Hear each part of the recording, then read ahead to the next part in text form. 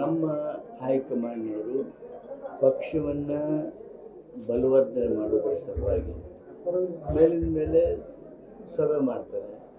ರಾಜಕಾರಣ ಅಂದರೆ ಕೆಲವು ಅಭಿಪ್ರಾಯಗಳಿರ್ತವೆ, ಕೆಲವು ವ್ಯತ್ಯಾಸಗಳಿರ್ತವೆ, ಅವನ್ನೆಲ್ಲ ಬಗೆಹರಿಸ್ತಾರೆ. ಒಟ್ಟಾರೆ ಪಕ್ಷವನ್ನು ಬಲವರ್ಧನೆ ಮಾಡುವಂಥ ದಿಸೆಯೊಳಗೆ ನಮ್ಮ ಹೈಕಮಾಂಡ್ನವರು ಸಹಿತ ಈಗ ವಿಶೇಷ ಆಸಕ್ತಿಯನ್ನು ವಹಿಸಿದ್ದಾರೆ, ಸಭೆಗಳನ್ನು ಮಾಡ್ತಾ ಇದ್ದಾರೆ.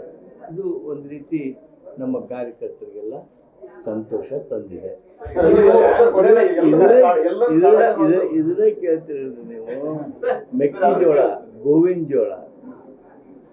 ಜೋಳ ಬೆಳೆದಿರ್ತಕ್ಕಂಥ ರೈತ ಇವತ್ತು 1700-1800 ರೂಪಾಯಿಗೆ ಗೋವಿನ ಜೋಳ ಮಾರೋ ಪರಿಸ್ಥಿತಿ ಬಂದೈತಿ.